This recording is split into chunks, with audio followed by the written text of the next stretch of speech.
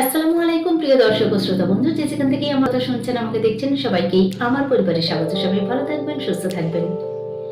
একদিন এই করব, একদিন ওই করব, একদিন সেই করব, এই নামক এই ধরনের কোনো কিছু একটা করে আপনি এই সমাজে বড় সফল প্রতিষ্ঠিত ব্যক্তি হিসেবে পরিচিতি লাভ করার একটা স্বপ্ন দেখেন, কিন্তু পাশাপাশি আজ নয় কাল করব, এখন নয় পরে করব, সময় হলেই আমি আমার কাজটি করব, এই ধরনের চিন্তা ভাবনা, এই ধরনের মতবাদও আপনার মধ্যে রয়েছে, তাহলে আমার আজকের কথাগুলো কেবলমাত্র আপনার জন্য।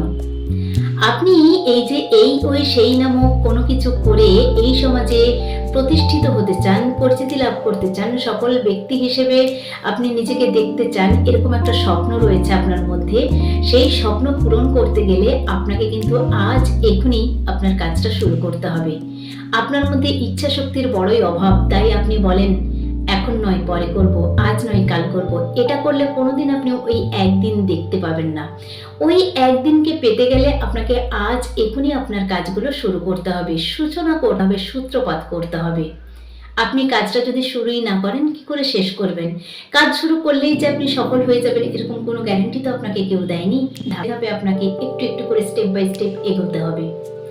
আপনি ভয় পেলে চলবে না, কিংবা কুড়েমি আলসেমি যে আপনাকে পেছনে টেনে রেখেছে সেটা করলেও চলবে না। ভয় আপনাকে সামনে এগোতে দিচ্ছে না, আপনার কুড়েমি আলসেমি আপনাকে পেছনে টেনে রেখেছে, এটা করলে কিন্তু চলবে না।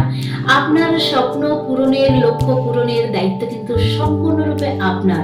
তাই আপনার ইচ্ছা শক্তিকে আপনাকে কাজে লাগাতে হবে, আপনার ইচ্ছা শক্তিকে ভেতর থেকে জাগাতে হবে। আপনি তবেই এগিয়ে যেতে পারবেন, আপনিই পারবেন।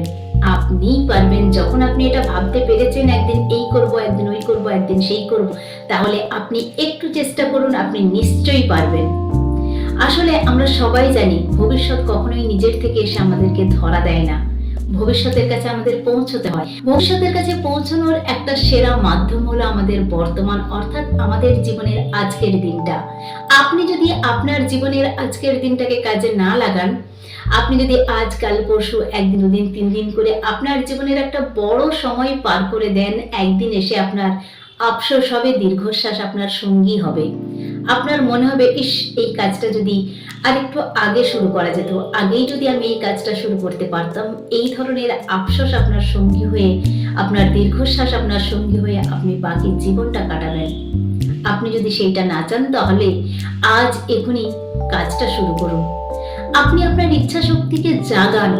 আপনি কিছু করতে না পারলেও একটা চারা গাছ লাগান। এই চারা গাছ লাগানোটা হলো আপনার ইচ্ছা শক্তি। আপনি এইভাবে চেষ্টা করুন, ওই চারা গাছ লাগানোর পরে সেখানে একটু একটু করে জল দিন। এটা হলো আপনার পরিশ্রম। আর আপনার এই চেষ্টার পরিশ্রম, অর্থাৎ চারা গাছ লাগানো এবং তাতে জল দেওয়া, এর ফলে দেখবেন চারা গাছে নতুন পাতা গজিয়েছে, ফুল এসেছে, ফল এসেছে, অর্থাৎ আপনি সাফল্য অর্জন করেছেন। দেখবেন তখন আপনার কতই না ভালো লাগছে, তখন আপনার ইচ্ছে করবে আর একটা চারা গাছ লাগাই। এইভাবে আপনি একটা থেকে দুটো, দুটো থেকে তিনটে, তিনটে চারটে পাঁচটা করে একটার পর একটা আপনার গাছ বাড়তে থাকবে। অর্থাৎ গাছ বাড়ার সাথে সাথে আপনার সমাজে কিন্তু আপনার পরিচিতি লাভ হতে থাকবে, অর্থাৎ আপনি আপনার স্বপ্ন পূরণের দিকে এগিয়ে যাচ্ছেন। এইভাবে আপনি সাফল্য অর্জন করতে পারবেন। আজকে আমাদের সমাজে যারা পরিচিত, যারা সফল ব্যক্তি হিসেবে পরিচিত, যারা প্রতিষ্ঠিত, আমাদের নজরে যারা গণ্যমান্য ব্যক্তি, তারাও কিন্তু এই একদিনের জন্য অপেক্ষা করেননি। তারা কিন্তু তাদের বর্তমানটাকে কাজে লাগিয়ে শুরু করে দিয়েছিলেন। তাই আজ তারা প্রতিষ্ঠিত, আজ তারা তাদের স্বপ্ন পূরণ করতে পেরেছেন। আপনিও পারবেন। তারা কাজ জানতেন না, কাজ করতে করতে জেনে গেছেন। তারা কাজ করতে পারতেন না, তারা কাজ করতে করতে শিখে গেছেন। তারা কিন্তু ভয় পেয়েছিলেন, কিন্তু পিছিয়ে থাকেননি, এগিয়ে গিয়েছেন, কারণ তারা জানতেন ওই একদিনটাই হচ্ছে আজকের দিন, যেই দিনটা আমি অবহেলায় কাটিয়ে দিচ্ছি, আমি ভয় পাচ্ছি, আমি শুরু করছি না, আমি ভাবছি আজ নয় কাল করব।